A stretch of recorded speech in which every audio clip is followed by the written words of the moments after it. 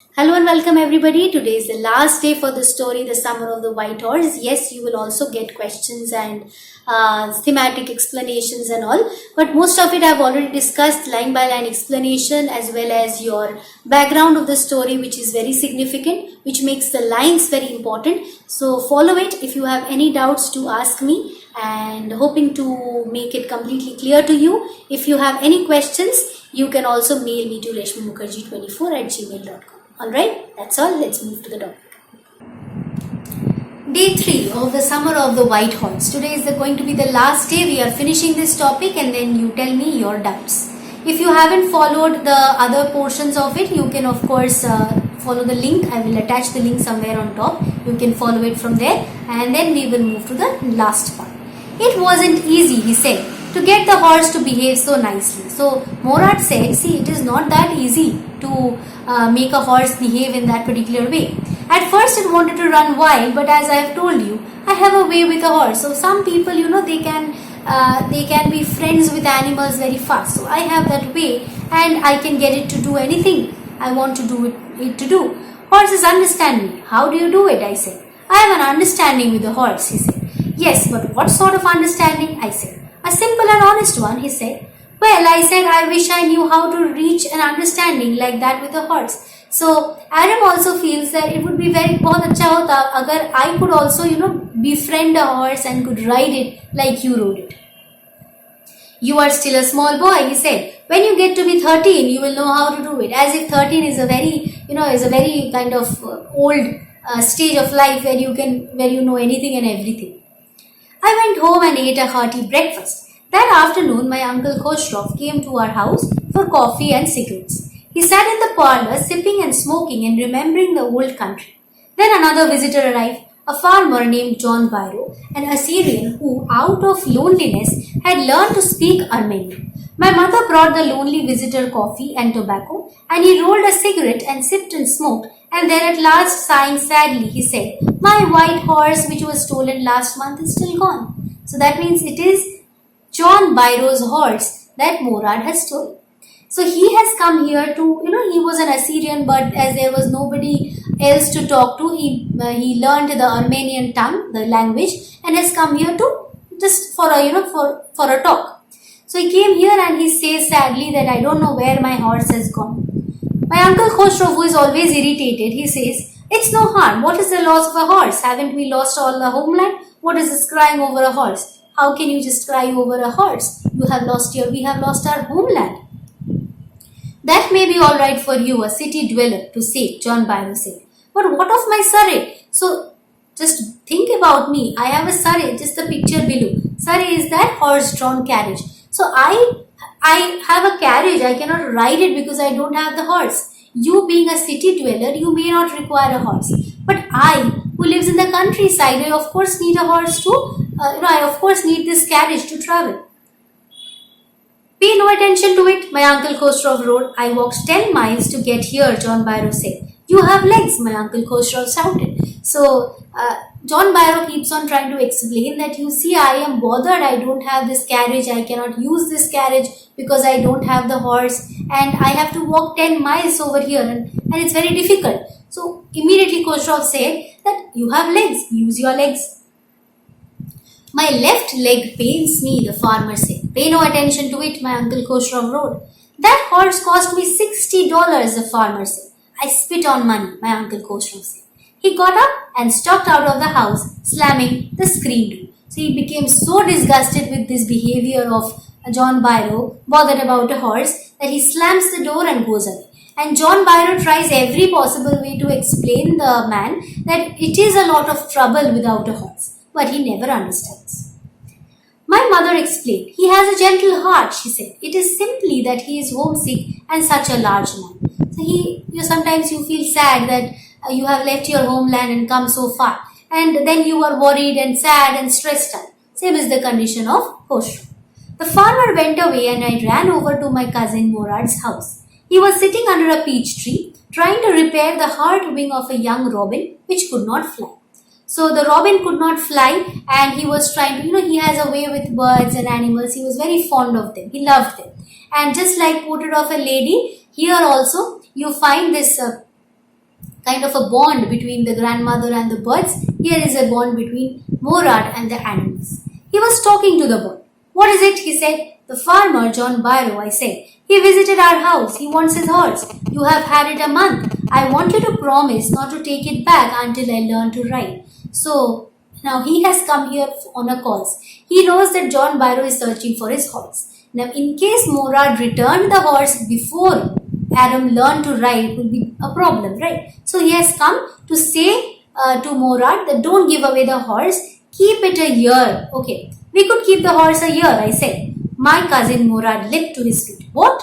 Are you inviting a member of the Garoglanian family to steal? How can you tell me that? How can you ask me to steal? The horse must go back to its true owner. The horse should at least go back to its owner. When? I said. In 6 months at least. So within 6 months, please learn to ride, then we can return the horse.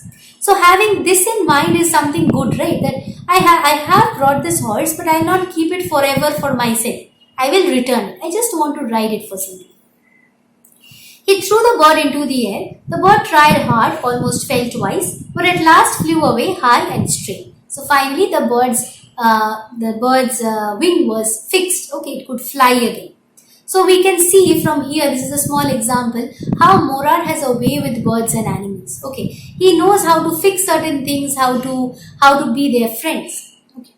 So this is all about your class. You can mail me to reshmimukherjee24@gmail.com for doubt clarification or classes, and we will see if our times match, and then we can continue with the class. Classes will happen in Gmeet, and payment needs to be made only in Google Pay. Okay. So next, we are coming to the end of the story. Early every morning for 2 weeks, my cousin Morad and I took the horse out of the barn of the deserted vineyard where we were hiding it and rode it. And every morning the horse, when it was my turn to ride alone, leapt over grapevines and small trees and threw me and ran. Nevertheless, I hoped in time to learn to ride the way my cousin Morad did. So I always had this hope that maybe one day I will also be able to ride the horse so well as Morad. But it never happened. One morning, on the way to Fedvajan's deserted vineyard, we ran into farmer John Byrow, who was on his way to town. So now suddenly when we were going to keep the horse in the barn, we met John Byrow. Let me do the talking, my cousin Morad said. I have a way with farmers. Good morning, John Byrow, my cousin Morad said to the farmer. So John Byrow says, wishes morning to Morad. The farmer studied the horse eagerly. Good morning, son of my friends, he said. What is the name of your horse? Now he sees a horse over here which looks very similar to his own horse. So he asks, what is the name of your horse? He said, my heart, my cousin Morad said in Armenian. So this is my horse and his name is my heart. Okay.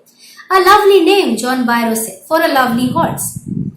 I could swear it is the horse that was stolen from me many weeks ago. May I look into his mouth? Of course, Morad said.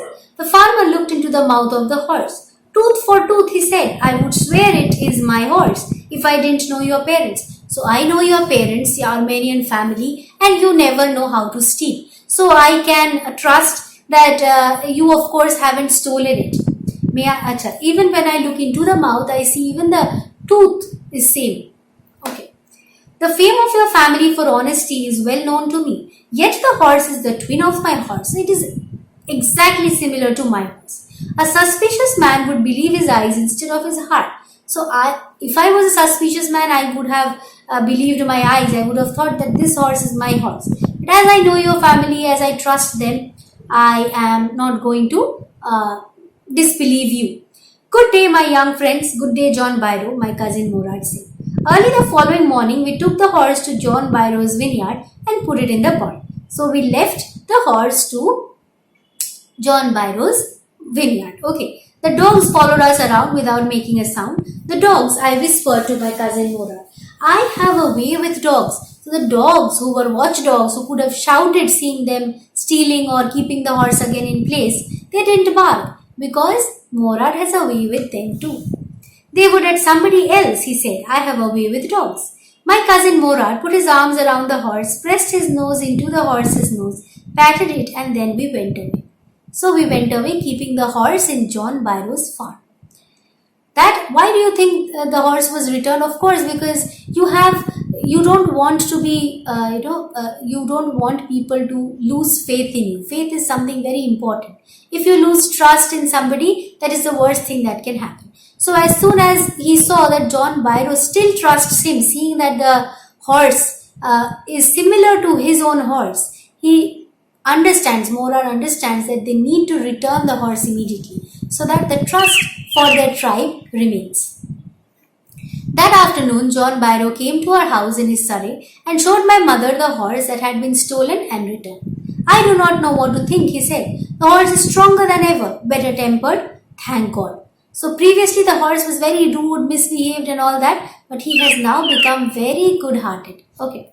My uncle Khosrow, who was in the parlor, became irritated and shouted, "Quiet, man, quiet! Your horse has been returned. Pay no attention to it." So your horse is returned, so again pay no attention to it. Don't bother about horses when the homeland is snatched away from you. So Khostrow's behavior is important over here. The trust for the Armenian family, for which nobody can do anything bad. If a mother trusts a child a lot, no, you will see the child will think 5 times before doing a crime. Okay. So here we come to an end with the chapter. The key points is the tribe's honesty, trust. Okay. Morad's skills, how he had a way with animals. Morad's honesty of convenience. Aram's pride in Morad, and Uncle Khosrow. So Aram's pride that he knows he has a way with animals, with every animal. And Uncle Khosrow, the background, relating the background of the story to Uncle Khosrow's behavior. Okay, these are the key points that we are again going to discuss in detail, maybe in the live videos. So continue to follow and don't forget to like, subscribe and share. Hit the bell icon so that again next Monday when you get a new video, you can immediately come to this channel. Okay, that's all. Hope to meet you in my next video soon again, and bye-bye.